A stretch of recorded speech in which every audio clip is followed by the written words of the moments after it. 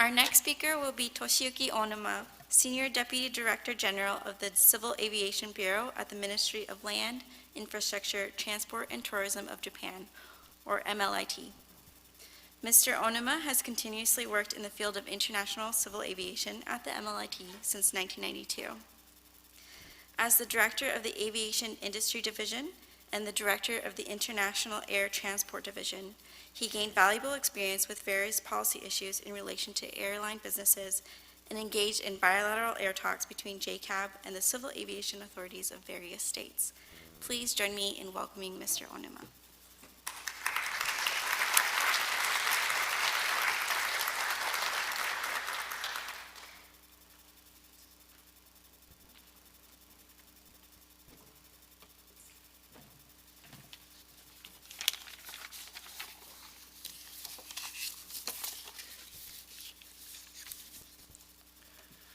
Good afternoon, ladies and gentlemen.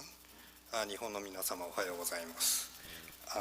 Good morning to everyone in Japan. Opportunity to frankly discuss the most imminent topic in this industry in the world, in particular with one of my most respected colleagues, Ms. Annie Peterson, and other distinguished speakers from U.S. governments and industries.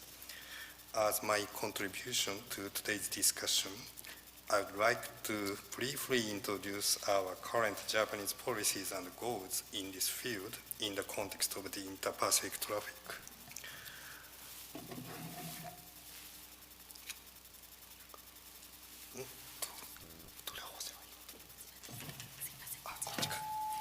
Sorry. Yes. Firstly, it should be mentioned that traffic between Japan and the United States has, in principle, already has been recovered to the level of before COVID-19. See the number of the flights between mainland of the United States and Japan as indicated in continental flight. Already the number is exceeding the level of before COVID-19.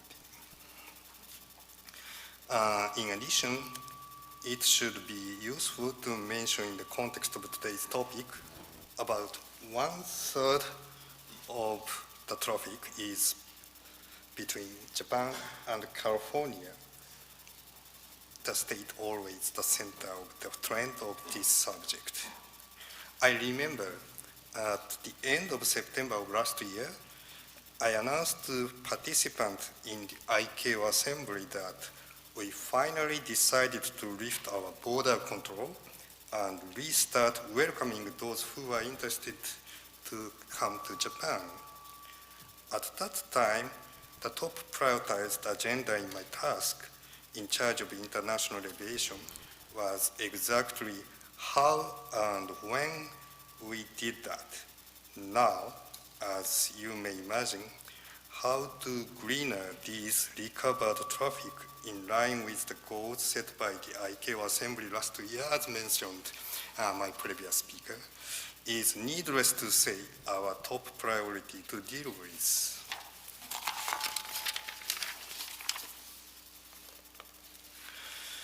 For the sake of this goal, what we did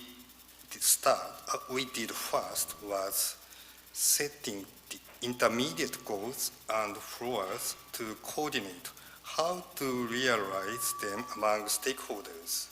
In this context, we set the target as replacing 10% of the fuel consumed by Japanese airlines with SAF by year 2030 and established public-private council with the purpose to facilitate domestic SAF production, to construct the SAF supply chains, including imported SAF. We are aiming to set future projection of supply and demand and established policies of regulation and support for that purpose.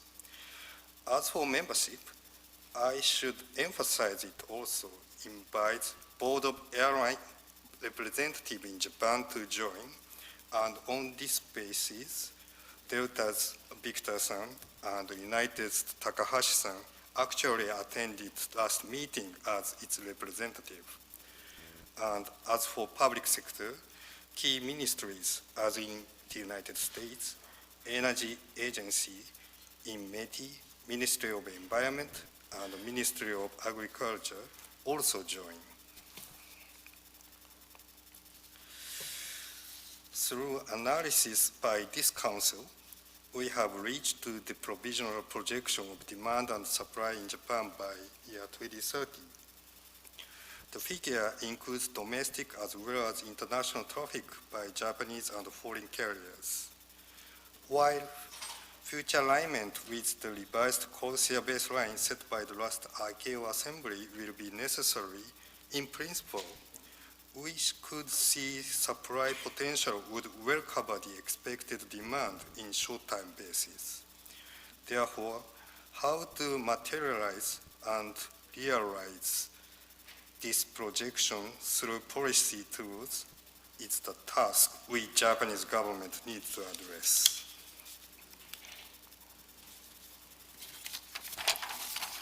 Key objective of this policy could be rephrased as here. Firstly, securing SAF manufacturing capacity and feedstock supply chain. Secondly, establishing a stable supply system for SAF at the price of global competitiveness. Thirdly, setting legal target for the use and supply of SAF with government support. To achieve these objectives, what kind of policy approach we should exercise? The mandatory scheme like Europe or a supporting scheme like United States? Our current answer is hybrid. As for regulation side, we set 10% target. Just a moment.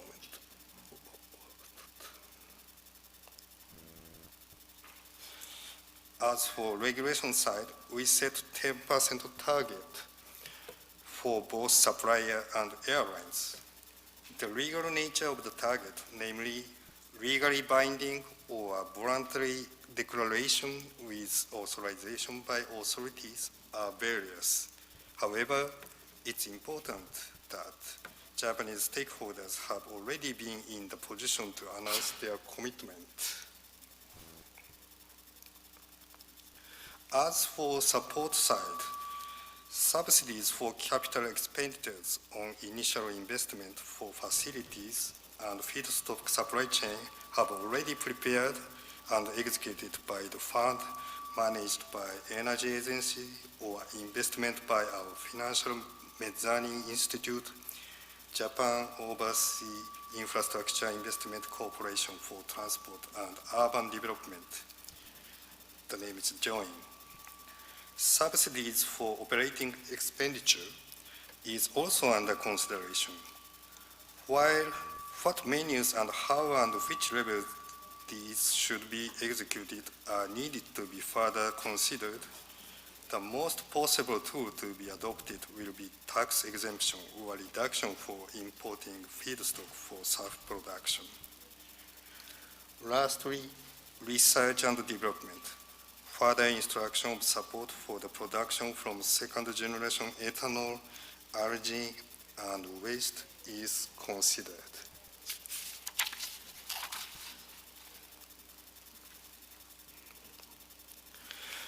And this slide shows how the Japanese major players in oil industry announced their plans and goals to materialize the figures shown in my previous slide by 2030. I assume later, Mr. Takeuchi will introduce his Mitsubishi's investment strategy in detail. While we deploy various studies, discussions, coordination among Japanese stakeholders in this field, we are contributing to the discussions in ICAO and other major industry arena in the international arena to promote and enhance the development of the decarbonization. How do we encourage the Global South to commit to decarbonization in line with long-term aspirational goals set by ICAO is one of the important issues we should address. And in this connection, we are actively participate in the capacity building activities organized by ICAO, namely ACT-SURF.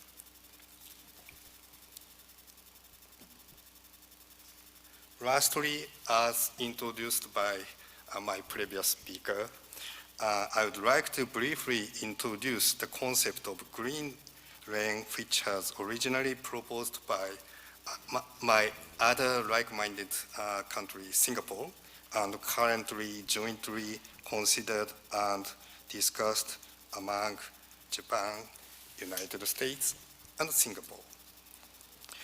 It's aiming the traffics between like-minded and committed states for decarbonization to be supported and enhanced by the actions by these states.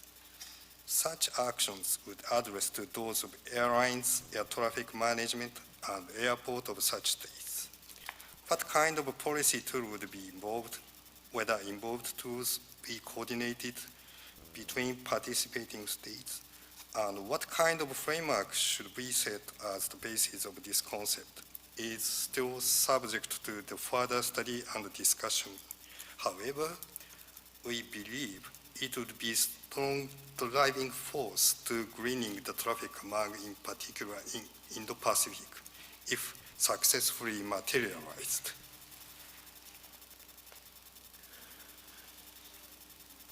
Don't you think it would be marvelous if this slide will be realized and expanded to all over the region?